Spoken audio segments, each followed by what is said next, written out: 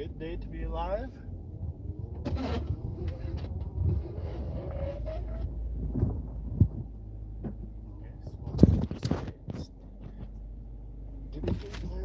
No, it didn't. Alright, well, whatever. It's whatever.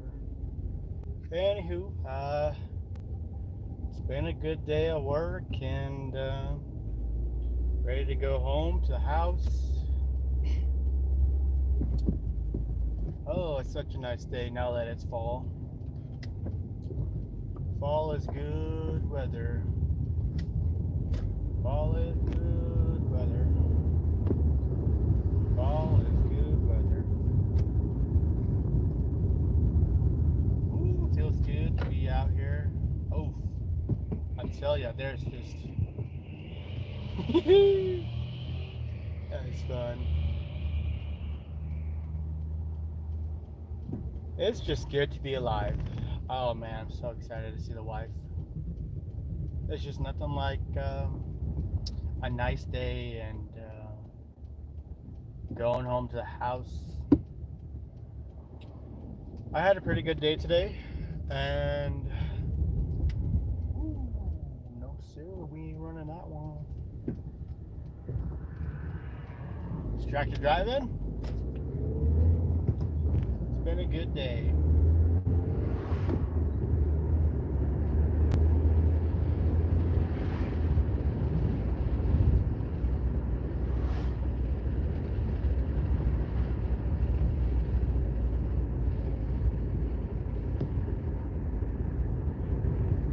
Curious to see if I could raise this up any higher. Ooh, that's a lot of traffic. It's kind of hot, and you probably can't hear me.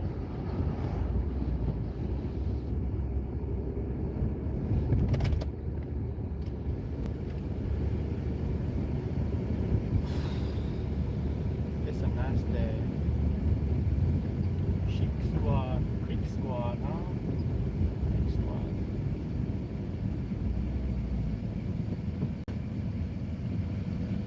I don't know. I'll just say regardless, still pretty cool.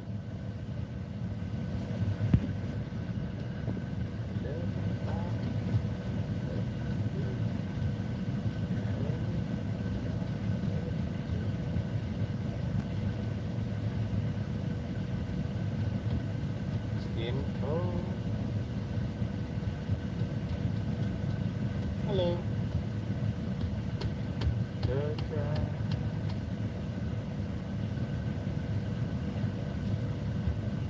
Hello there. Just driving on home after a good day's worth of work. It's been a good day. Enjoying today. It's nice and cool, and it's time to go home. There's just not a lot that's better than that. Go home and it's a good day, and it's cool. So then you get to go hang out with the family. There's just nothing like that. I guess maybe there could be better things. I guess it's just what your prerogative is. Maybe you don't want to go home. I've been there too, where I don't want to go home. Sometimes it's stressful at the house. Sometimes it's just... Sometimes work is good, Work, it helps you get away from the stressful things in life. Work is good. Because then you got to deal with problems at the house. You get to get your mind off of things, and if your work is very laborious or very intensive in terms of maybe you have to do a lot of thinking, work can be really good about getting your brain off of life topics. So sometimes, as much as I don't want to work, I think work is good for my soul. Good for the soul. You get money and you get to not think a little bit for some time. It's nice. Hello. I'm new too, so hello. I'm new to live streaming, but I've been really enjoying it, and I can't say exactly why. I just really enjoy talking to people, but not like if people were in front of me, because I feel like I have to know people. It's just weird otherwise, like Like if you're in front of me and you're sitting and having a conversation with me, I probably would just not talk to you because I don't know you that well, and I don't know. It's just everybody's raised differently, and I just was raised differently. Like for example, where I work currently, one of the guys says, "Don't you ever go over to this guy's house?" And my boss lives next to me basically, but he's like, "Don't you ever go to the boss's house and see what he's cooking?" And I'm like, no, because when I was being raised, I lived in the ghetto, and you don't do that. You don't go over to anybody's house, and you don't ever ask what they're cooking or what they're eating, because you just don't do that. Not in the ghetto, but in their country, I guess it's a normal thing. It's just the way he was raised. He would he if he made it seem like he goes over to people's house and he'll just hang out with the friends, and then he'll go inside and ask what they're cooking and basically get invited to dinner, and I guess that's kind of what you saw on TV, at least for me. I saw people do that on TV, like, would you like to come over for dinner? That was never a thing. Like, nobody ever asked me, go ask your mom if you can have dinner with us. Like, that was not a thing, So to me, that's a very strange concept to ask what someone's having for dinner. Like, you don't go over to people's houses. That's why I don't do that, But I can understand. That's just the way he was brought up, and that's country living, Southern hospitality is the thing, And I wasn't that way when I moved to the South, but I found myself more and more being more hospitable. I don't know if it's because it's a Christian background here, but it might have to do with Christianity, having a background in that. I don't know, because whenever like I used to go fishing, and I would see a guy and he's not catching anything, I'm slaying it. I'll go over to him, like, talk to him, and then I'll also offer the lure that I'm using, and I'll give it to him. And I don't know. It might be just a Southern hospitality thing, and it might be based on Christianity. I don't know, just being hospitable. I don't know if that's a thing. I guess other cultures are hospitable as well. I mean, I think I've seen somewhere where other religions, actually it might be a religious thing, where other religions are hospitable. I think Muslims are hospitable in that sense. I think from what I've heard, I could be wrong because I don't know a lot of Muslims, but I've heard of Muslims, like one Muslim who became a Christian, but he was like, he hated the Christian, but because of his customs, he had to invite him and offer him tea and all these kind things, because that was just part of the religion, the customs of the religion, I guess. But when I think about it, people probably aren't generally hospitable unless it makes me feel that way, at least. I could be wrong, but it makes me think people aren't generally hospitable unless there's a religious concept to it,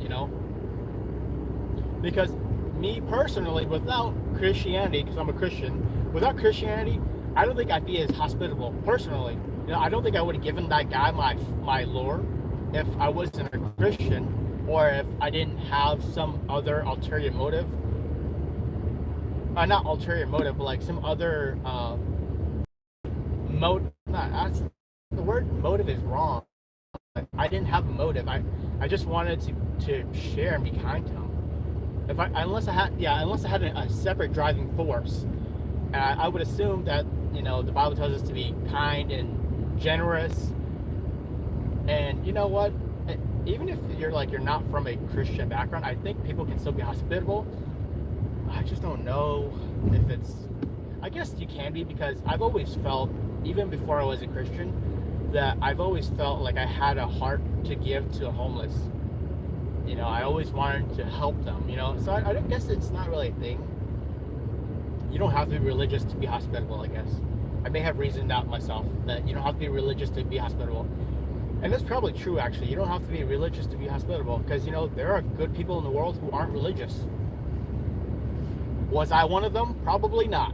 I know I wasn't one of those people that was a good, hospitable, non-Christian, non-religious, non-spiritual person. I was definitely not a good person. But I think that there are people like that. I guess I don't know of any people that are not religious, but also not hospitable as well. Hmm, I guess you'd also have to define hospitality too, and to what degree is hospitality? I guess any form of hospitality counts. I guess. Sorry, but ooh, I got to think about it now. Has anybody ever been hospitable to me that's not a Christian? I don't. I mean, I know a lot of non-Christians. I do, but I don't know if they've ever been hospitable to me. Actually, I do know one guy that was hospitable to me. The wife, her tire went flat, and and one of my coworkers offered to drive me to her. Yeah, or whatever the case was, he drove me to her so that I could help her out to fix the flat, basically. But he wasn't a Christian. He wasn't a Christian in the sense of he was a professing Christian. He was on the fence. So I don't know if that counts as being hospitable without being a Christian.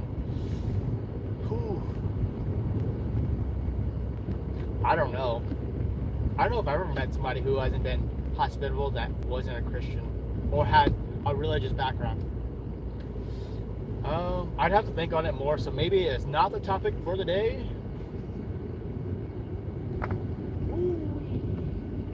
Anyways, I'll just not talk about that until I figure that out, Unless anybody else has anything they want to chime in on. Like, have you ever met somebody that has been hospitable that is not a Christian? Maybe it's just hard because I live in the South and everybody is generally a Christian. What? No, okay. Yeah, everybody that in the South is like really Christian, or they've been raised Christian, so they have the hospitable background. I don't know. You know what? Forget about it. Sorry I even talked about it. I will talk about something else. I had a good day. Did you guys have a good day? Did you have a good day? Because I had a pretty good day. I mean, it sucked. I was throwing mulch around, and it was the dry mulch, so it was dusty. I mean, my face was so dark in the sense that I looked almost as if I was black, in the face. And it was just, I didn't even realize it until I looked in the mirror, and I was like, oh man, I look ugly. Like, I am just coated in like micro tree bark, basically. And my face is caked, my neck is caked. Oh, I looked ugly and disgusting, and I was sweating, but it was still a good day. It was fun. And I don't know. I'm ready to go back to the house and have fun and hang out. I'm really hungry though, because, well, lately I've been on a calorie deficit because I want to get leaner. I want to get skinnier, basically. I want to lose weight. I don't want to be overweight. I don't want to be like in my 40s and then super overweight and then I can't hang out with the family or the kids. So I've been on a calorie deficit, and now I'm going to basically decrease the amount of calories I'm about to eat. And it's going to get harder and harder, basically, because to lose weight, you got to work hard, but also you got to eat right. And if you want to keep losing weight, you have to like incrementally lower your calories. And that's what I got to do. But basically, though, I'm going to start feeling the hunger. I'm going to start feeling hungry more. And the temptations to eat sweets is going to be greater. And the temptation to drink something sweet is greater. But I tell you, nothing that is hard is I got to word that better. Nothing that is hard is going to be easy. That's just the way life is. And I really want to be the epitome of what, I want my kids to aspire to be, I want my kids to aspire to be strong and brave and courageous, and I want my girls to be, gentle and kind and loving and all those things. I guess I don't know if I can instill that to the girls, but the boys I can instill that to, I can try to teach them how to be kind and gentle and loving, but also disciplined. You know how hard it is to be disciplined in this world. I mean, you can get anything you want. You can look at anything you want. You can have anything you want in this world with a few clicks, with a few touches on the phone. That is how hard it is to be disciplined in this world anymore. And it doesn't help. It doesn't help that I have kids, and kids love sweets, and I was once a kid too. I love sweets, but oof, I mean, I went overboard when I was a kid. I remember my parents would just give us a bag of candy, or we'd have like as much food as we wanted to eat, like all the microwave pizzas you could ever want, all I mean, all the chicken nuggets you could microwave, all the Tostinos pizza rolls you could ever have. Like, we just ate whatever we wanted, you know? And honestly, I'm surprised because, like, I would drink soda upon soda upon soda. And if I wonder if I ever did blood work, if my blood work would be bad or, like, really way off. I would be curious to know, you know? And I'd be curious to know also if anybody here has ever done blood work. Not just the generic, like the doctor says, we're going to do blood work on you, but like if you've ever gone to a specialist that does blood work that will actually tell you things like your estrogen levels, your hormone levels in general. Like, I'd be curious to know if anybody's ever done that. And if you did, have you done anything different in your life to change your hormones? I mean, I'm not at a point in my life where I need to do like testosterone therapy treatment. I don't need to do it, honestly. I mean, I don't know what my levels are, but at the same time, I'm not a big fan of doing unnatural things. I prefer to keep everything in my life natural. Like, sometimes when I have a headache, I just want to ride it out until it's bedtime, you know? And that's just me, because, you know, sometimes it's like you worry if the thing that you're taking, if you're going to hear about it later on the news, like, call us at 1-800 blah blah blah if you've ever taken Tylenol or Advil, or if you've ever been exposed to blah blah blah, you know? And I just don't ever want to be in that scenario where, like, oh yeah, I'm getting paid like $300,000, but my life is miserable. Thanks, you know, like my life is worth $300 basically, you know? Because it just seems to me like anymore they're coming out with more and more information, like, oh, that was really bad for you, we're sorry. But you know what? I feel like whenever they say those things, it's like they've known. And it feels like that in general. Like any pharmaceutical companies or anybody that makes anything like that, they're okay with basically people taking those bad medicines, even though it helps you in the short term. Like, oh, you have a headache, just take an Advil or Tylenol. But then you find out later, like in life, like, sorry that you got hurt by our product. Here's $100,000. We hope that you feel better. Please don't sue us. I just don't want to be a part of that. I want to live a good and natural life for as long as I can. Honestly, like, I can understand, like, there might be a time in my life where I might want to have like TRT, you know, testosterone treatment therapy, or testosterone replacement therapy. Sorry, I said it wrong. But there might be a point in my life. I'm just too young, you know. And I know that some people might think I'm young, but actually I'm not as young as I look. Because I think it's funny, but when I started my new job, everybody thought I was 22 years old. I don't personally see it, just because I'm me and I know how old I am. But I told everybody my age, and they were all flabbergasted. They thought I was way younger. Like the kid, like the seasonal workers that work with us. Well, they're all youngsters basically. Like, they're all high schoolers and they're all college students. And the guys that have been there really long, they thought that I was one of them because I just look so young. Honestly, I don't think I look that young, but that's just because I know how old I am. I don't know. But I like to joke with the wife, and I like to tell her that, well, she told me, actually, everybody probably thinks she's a pedophile or a cougar. I'm sorry. I just have, I don't know if it's good genetics. I mean, I wasn't blessed with like genetics in the form of like aesthetic arms or aesthetics legs. You know, like bodybuilders. You know, they're basically aesthetically, I guess, round. I don't know how do you even describe those guys.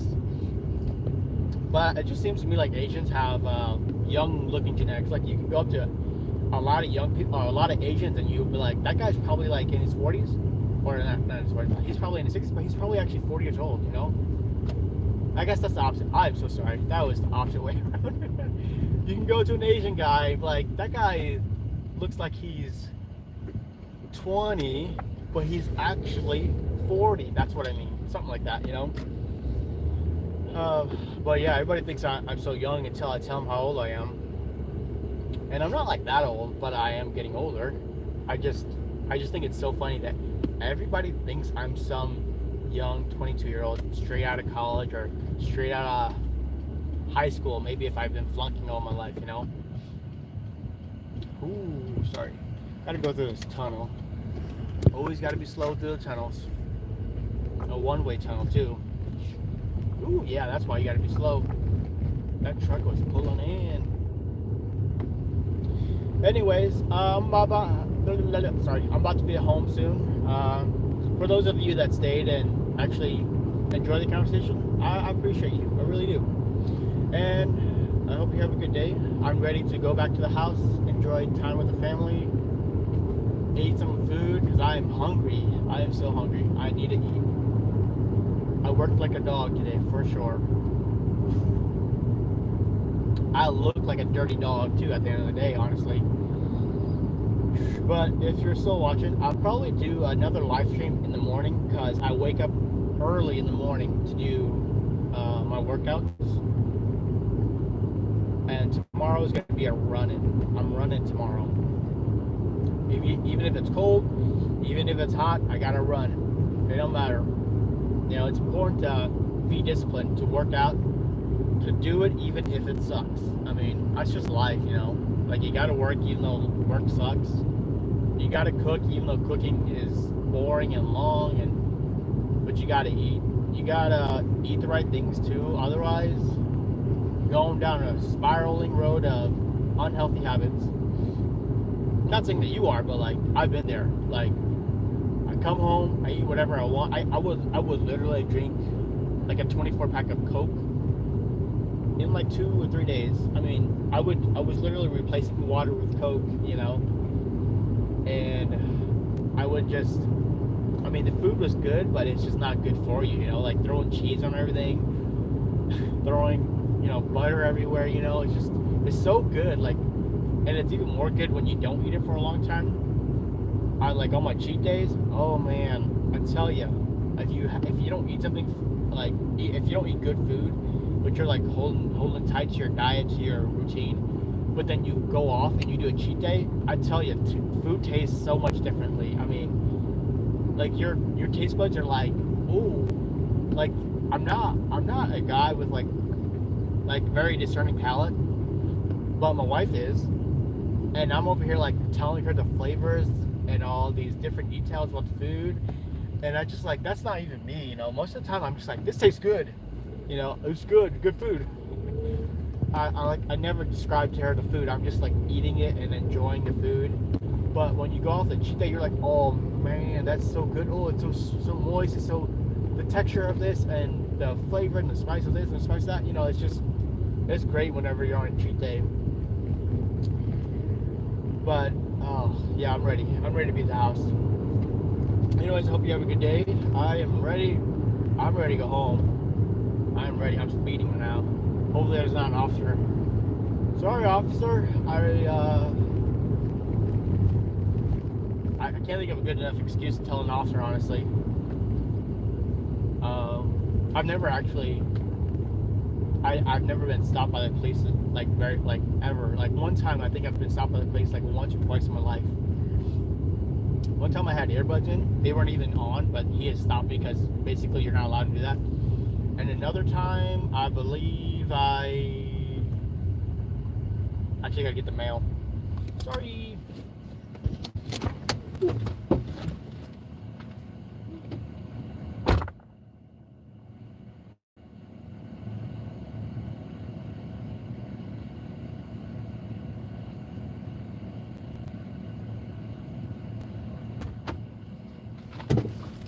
Uh-oh. It's never good when you get time-sensitive mail. Eesh. No thanks. Anyways, yeah, I've never been stopped by a cop, like, for anything serious. One time, whenever I was in high school, I was driving to go do a track meet practice. I don't know if everybody knows what a track meet is, but basically, it's like running, like, you know how people run, like, cross country, or if you run the 100-meter, or you do any kind of track relational things, I don't know, track. But I remember I was driving down the road, and the speed limit was 55. I was going 70, and I passed an officer, and I was like, oh snap. His lights turn on, and I hit the gas. I'm sorry, I hit the gas though. I went up to like 91. I freaked out, and I went all the way to 91, and I got to the school, but he was tailing me the entire time. I tried to get away from him. I got scared. I didn't know what to do. I was like 17. 17-year-olds don't make the best decision. I'm sorry, but I got to the school, and that was the dumbest thing I've ever done, because everybody was at school waiting, basically, because they were waiting to get on the bus to go do track practice, because we're gonna rendezvous at that point. And that was the dumbest thing I ever did, because everybody was there, and they were like, uh-oh, what did George do, you know? And what else? Oh, sorry, bad hill.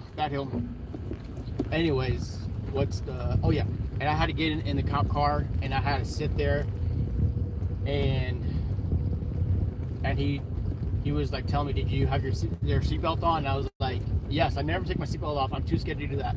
And I took it off as soon as he oh, the wife is home and I'm home. All right, see you guys. Love you guys. Have a good day. Hope you have a good one. Woo.